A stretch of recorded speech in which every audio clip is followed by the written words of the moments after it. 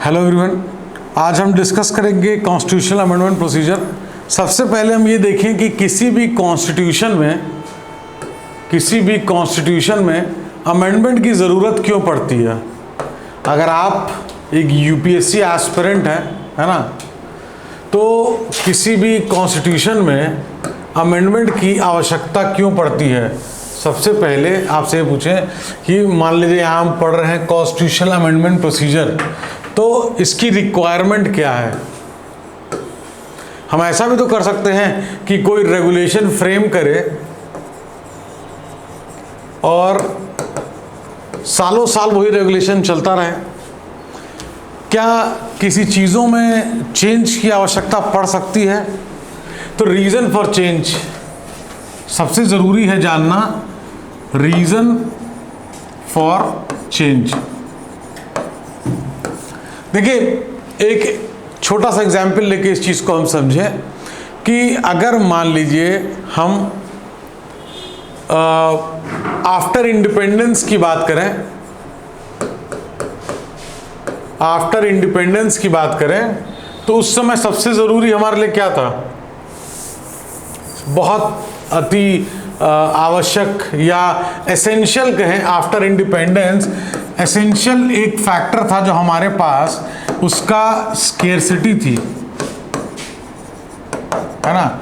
क्या था? फूड, है ना।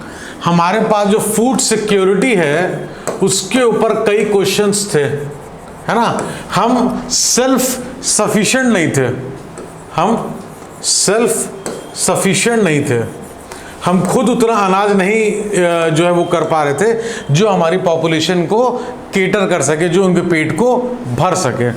तो अब इसमें क्या हुआ, हमने जब प्लानिंग कमीशन लेके आया, जो फर्स्ट 5 ईयर प्लान था, है ना, फर्स्ट 5 ईयर प्लान था, तो सबसे पहले वो बात क्या किया हम लोग, उस जो ग्रीन रेवोल्यूशन आया या जो बाद में ग्रीन रेवोल्यूशन आया, या यूँ कहें कि जितना हमने इम्पोर्टेंस दिया अपने फूड को उस समय सेल्फ सफिशिएंसी की वजह से, धीरे धीरे जो हमारी फूड सिक्योरिटी है वो इम्प्रूव करी। तो दैट मीन्स उसके लिए कॉन्स्टिट्यूशनल अमेंडमेंट नहीं, लेकिन हमको ये इस चीज़ से समझना है कि कभी कभी हमारी नीतियों में गवर्नमेंट को पॉलिसीज को उसके ज़रूरत के अनुसार एक्ट करना पड़ता है। You can say that according to the requirement frame करना पड़ता है, policies according to the requirement, है ना। तभी फिर उसके बाद जब सेकेंड 5 ईयर प्लान से हम इंडस्ट्रियलाइजेशन के ऊपर चीज़ों को फोकस करने पर, क्यों? क्योंकि उस समय जो हमारा इकोनॉमिक स्टेटस था, हमारा पॉवर्टी, बिलो पॉवर्टी लाइन में जितने लोग थे, वो एक बहुत बड़ा चंक था सोसाइटी का। तो कहने का मतलब है हम पॉलिसीज फ्रेम करते हैं अकॉर्डिंग टू द रिक्वायरमेंट। तो क्या कोई रिक्वायरमेंट कॉन्स्टिट्यूशनल रिक्वायरमेंट भी हो सकती है?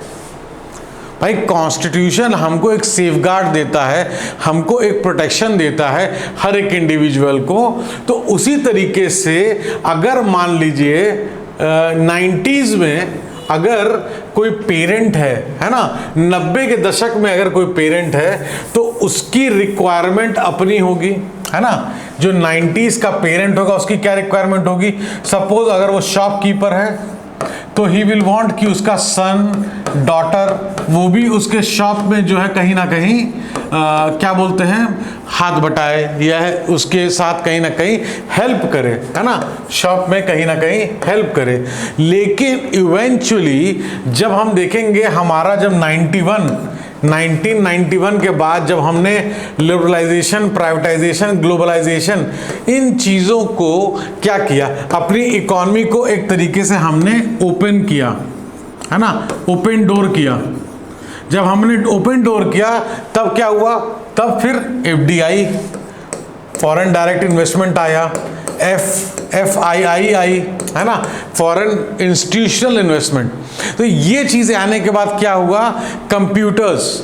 अब उसके बाद इससे जब डेफिनेटली इन्वेस्टमेंट आता है, फॉरेन इन्वेस्टमेंट, बेटर टू से फॉरेन इन्वेस्टमेंट। देखिए हम आपको यहाँ पे सिर्फ ये नहीं बताना चाह रहे हैं इस वीडियो में कि कॉन्स्टिट्यूशनल अमेंडमेंट प्रोसीजर क्या होता है, वो तो हम बताएंगे ही बताएंगे, लेकिन किस तरीके से क्या रिक्वायरमेंट है उससे भी आप कनेक्ट कर पाएं, किस तरीके से अन्य टॉपिक को दूसरे टॉपिक से कनेक्ट करना है, even that is essential because it helps. तो फॉरेन इन्वेस्टमेंट जब आता है तो वो कहीं ना कहीं उसका जो कल्चर है ना, उसका ट्रेडिशन है ना, जो लोगों को जो ट्रैवल करते हैं तो वो भी क्या होता है, व्यूज है, एजुकेशन है ना, कल्चर हमने देखा है ना, ट्रेडिशन में देखना, ये सब क्या होता है, एक्सचेंज होता है ना।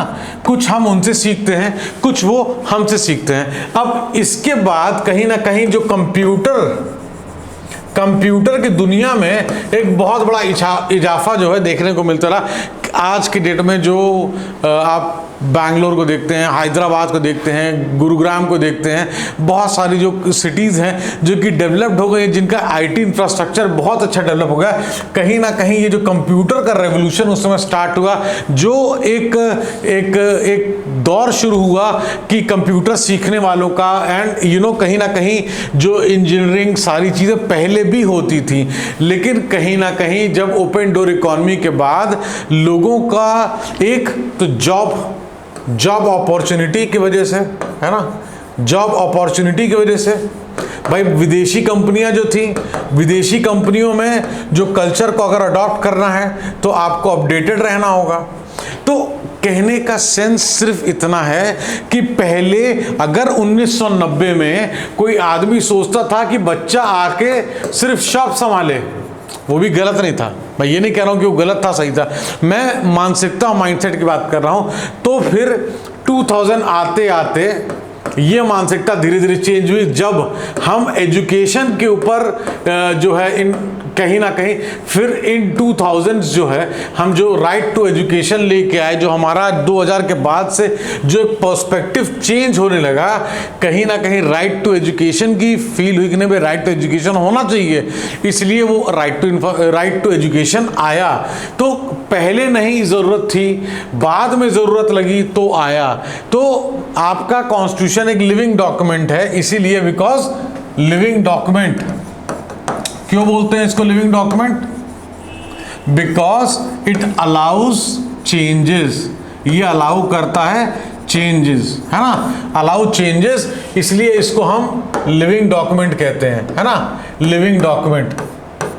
तो चेंज अलाउ करता है। तो जब हम देखें 90s में जो बच्चा शॉप पे बहुत खुश था, 2000 आते आते उसको अपने एजुकेशन को उसको लगा कि उसका स्तर और बड़ा होना चाहिए, ताकि जो नई कंपनीज आ रही हैं, नई जॉब अपॉर्चुनिटीज आ रही हैं, अपने आप को अपडेटेड रह सके। बहुत से लोग अपने ही बिजनेस में पढ़ाई करके उस अपडेशन को जो है यूज कर रहे थे, ताकि वो अपने बिजनेस को और ज़्यादा एस्केलेट कर सकें।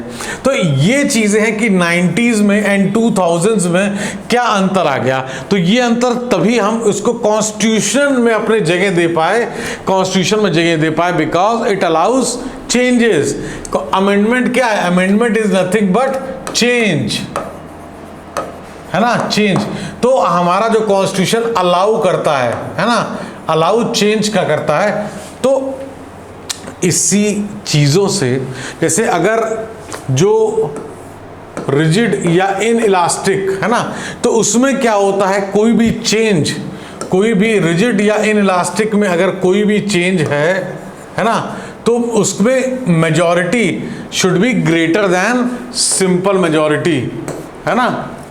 तो वो रिजिड है, क्यों, क्योंकि आसानी से चेंज नहीं होने देता है, उसको बहुत सारे लोगों का सपोर्ट चाहिए। जैसे मान लीजिए अगर फॉर एग्जांपल 100 लोग हैं, तो रिजिड में 100 में मान लीजिए 70 लोग चाहिए, है ना, 66 लोग चाहिए रिजिड में। और सिंपल अगर होगा, मान लीजिए फ्लेक्सिबल है ना, या इलास्टिक है, तो 100 में 100 आउट ऑफ 100 अगर 51 ने भी किसी चीज पे यस बोल दिया तो फिर एक्सेप्टेड।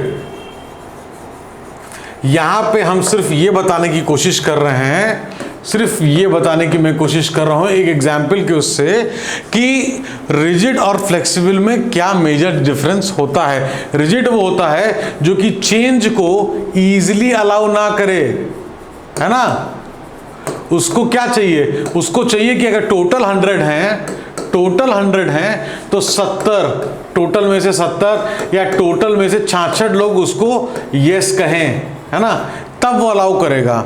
लेकिन अगर फ्लेक्सिबल है तो सिंपल मेजॉरिटी के साथ भी उसमें चेंज कर सकते हैं, है ना।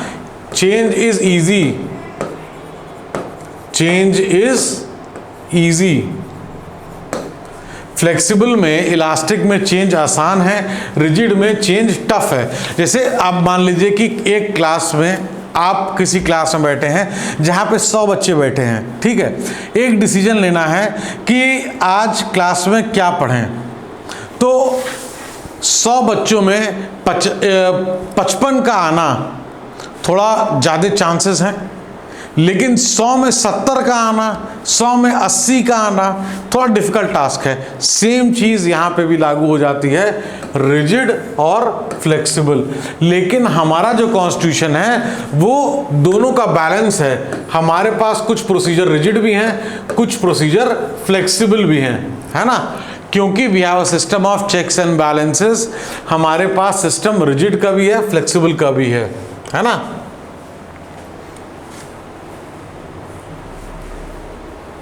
तो जैसा हमने देखा सबसे पहले कि व्हाट इज अमेंडमेंट। तो अमेंडमेंट क्या है, अमेंडमेंट चेंज है ना, अकॉर्डिंग, चेंज किसके, change according to needs and aspirations, needs and aspirations of society. तो अमेंडमेंट एक चेंज है जिस चेंज को किया जाता है किस लिए, कि वो जो नीड्स, जो रिक्वायरमेंट है, जो एस्पिरेशन है, जो महत्वाकांक्षाएं हैं लोगों की, सोसाइटी की, पब्लिक की, जनता को, उस चीज़ में नीड्स और रिक्वायरमेंट को सूटेबिलिटी देखते हुए चेंज करते हैं। इसीलिए अमेंडमेंट ज़रूरी है। आप बात समझिए ना कि अगर कोई लोहे की छड़ी है तो उसको फोल्ड करने में बहुत दिक्कत होगा, है ना। लेकिन अगर उस लोहे की छड़ी की जगह इलास्टिक हो फॉर एग्जांपल, तो उस चीज़ को हम थोड़ा स्ट्रेच कर सकते हैं। लोहे को भी कर सकते हैं लेकिन उसको गर्म करो, उसका एक प्रोसीजर है। लेकिन वही अगर एक रबर बैंड है तो कितने ईजिली जो है वो कर सकता है। तो अब आपको, क्योंकि system of checks and balances है, ऐसा भी ना हो कि इतने आसान हो कि कोई भी चीज़ें मन मुताबिक बहुत ईजिली कर सको। इसीलिए रिजिड एंड फ्लेक्सिबल का एक अच्छा कॉम्बिनेशन जो है यहाँ पे देखने को मिलता है कि हमारे पास सिंपल मेजॉरिटी के साथ भी चीज़ें होती हैं, हमारे पास स्पेशल मेजॉरिटी के भी अलग अलग जो है सिनेरियोज हैं जहाँ पे चीज़ें होती हैं, है ना। तो ये चीज़ हमको समझना जरूरी है। वाई अमेंड, बिकॉज नीड्स और एस्पिरेशन जो है सोसाइटी की वो बदलती रहती है, वो चेंज होती रहती है। इसलिए हमारे कॉन्स्टिट्यूशन को कहीं ना कहीं जो आज हमारा कॉन्स्टिट्यूशन में जो सक्सेस है, जो चीज़ें हैं, वो उसका बहुत बड़ा हाथ है ये अमेंडमेंट, है ना। वाई अमेंड द कॉन्स्टिट्यूशन, तो साफ है जिसको हमने डिस्कस किया कि जो नीड्स, देखिए नीड्स जो हमारी जनता की आवश्यकता है, अगर उसको हम पूरा कर सकें तो that is the biggest thing. तो वाई अमेंड द कॉन्स्टिट्यूशन, क्योंकि अमेंड नहीं करेंगे तो फिर वो चीज़ें धीरे धीरे धीरे धीरे पाइलअप होती जाएंगी और कहीं ना कहीं वो सोसाइटी के लिए जो है एक अच्छी चीज़ नहीं होगी।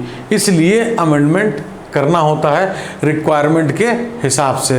अब कौन अमेंड करता है ना, हु अमेंड्स, हु चेंजेस, मतलब हु अमेंड्स, कौन अमेंड कर सकता है। तो पब्लिक रिप्रेजेंटेटिव, है ना, पब्लिक रिप्रेजेंटेटिव्स, भाई जो हम लोग बात करते हैं एमपीज़ के बारे में, एमपीज़ चेंज करेंगे, है ना, कहाँ पे, पार्लियामेंट में होगा ये चीज़। तो देखिए हर चीज़ का एक फंक्शन है ना, हर चीज़ का अपना एक फंक्शन है। इस फंक्शन को हमको समझना है ना, कि कॉन्स्टिट्यूशनल अमेंडमेंट बिल है तो कॉन्स्टिट्यूशनल अमेंडमेंट बिल को प्रेसिडेंट भी क्या बोलते हैं, प्रेसिडेंट को भी इसको साइन करना ही करना है, प्रेसिडेंट इसको रिटर्न नहीं कर सकते हैं, है ना। तो कहने का मतलब है कि पब्लिक रिप्रेजेंटेटिव्स जो पार्लियामेंट में है उनका क्या फंक्शन है, एमपीज का, ये जो कॉन्स्टिट्यूशनल अमेंडमेंट जो कोई भी जो बिल है उसको पार्लियामेंट में इंट्रोड्यूस करते हैं और उसके हिसाब से जो भी अमेंडमेंट होता है उसके अकॉर्डिंग सिंपल मेजॉरिटी या स्पेशल मेजॉरिटी, जो भी मेजॉरिटी चाहिए उसके हिसाब से वो चेंज किया जाता है ना। अब वो कैसे करते हैं, अब किसी भी चीज़ पे डिसाइड कैसे करेंगे, जैसे हम लोग ने एग्जाम्पल लिया कि क्लास में 100 बच्चे हैं, 100 में से 80 को किसी चीज़ में राजी करना है। अब 80 वाला भी यहाँ क्लॉज है और 55 वाला 51 वाला भी यहाँ क्लॉज है, तो दोनों चीज़ों को लेके चलना है। लेकिन डिसाइड कैसे करेंगे, थ्रू वोटिंग, है ना। वोटिंग के थ्रू जो है हम किसी चीज़ पे जस्ट कर पाएंगे। तो अगर 100 है लोकसभा में तो मेजॉरिटी के लिए हमको एटलीस्ट 51 चाहिए, जिसका भी एग्जाम्पल हम ले रहे थे कि अगर 100 बच्चे जैसे क्लास में लिया, वैसे आप समझिए 100 लोग अगर लोकसभा में हैं फॉर एग्जाम्पल, तो सिंपल मेजॉरिटी के लिए आपको क्या चाहिए, सिंपल मेजॉरिटी के लिए क्या चाहिए, सिंपल मतलब जो आपका लोएस्ट लेवल, मिनिमम, है ना, मिनिमम लेवल 100 में मेजॉरिटी के लिए कितना चाहिए, 51 चाहिए ना। तो ये लोएस्ट या स्मॉलेस्ट मेजॉरिटी, ये सिंपल मेजॉरिटी या मिनिमम मेजॉरिटी के नाम से बोला जाता है। लेकिन अगर टोटल 100 है एंड मेजॉरिटी जैसे अगर 60, 66, 75, 80 ये मेजॉरिटी चाहिए, तो इसको हम सिंपल नहीं बोलेंगे, ये आपका अबव सिंपल मेजॉरिटी जो है ये रहेगा, है ना। तो ये अबव आपका मिनिमम मेजॉरिटी, अबव आपका सिंपल मेजॉरिटी, अबव आपका स्मॉलेस्ट मेजॉरिटी।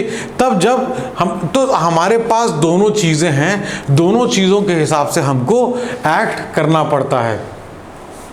तो हमने देखा कि अमेंडमेंट की क्यों ज़रूरत है और ब्रीफ तरीके से देखा कि अमेंडमेंट की क्या प्रोसीजर्स हैं, है ना। सिंपल मेजॉरिटी भी चाहिए, स्पेशल मेजॉरिटी भी चाहिए, है ना। 100 में 51 भी चाहिए, 100 में 66 भी चाहिए, 70 भी चाहिए। तो जिस हिसाब से, है ना, जैसे मान लीजिए अगर इम्पीचमेंट है प्रेसिडेंट का तो उसके लिए अलग मेजॉरिटी चाहिए, आपको कोई कॉन्स्टिट्यूशन में अमेंड करना है उसके लिए अलग चीज़ें। तो कहने का मतलब है कहीं ना कहीं बहुत सी चीज़ें हैं जिसके लिए अलग अलग मेजॉरिटीज़ की आवश्यकता होती है। तो कॉन्स्टिट्यूशन हमारा लिविंग डॉक्यूमेंट है बिकॉज इट अलाउज चेंजेस। और चेंज क्यों, needs and aspiration of the society differs, उसको केटर करने के लिए चेंज एक अनिवार्य एंड इंपॉर्टेंट टूल है।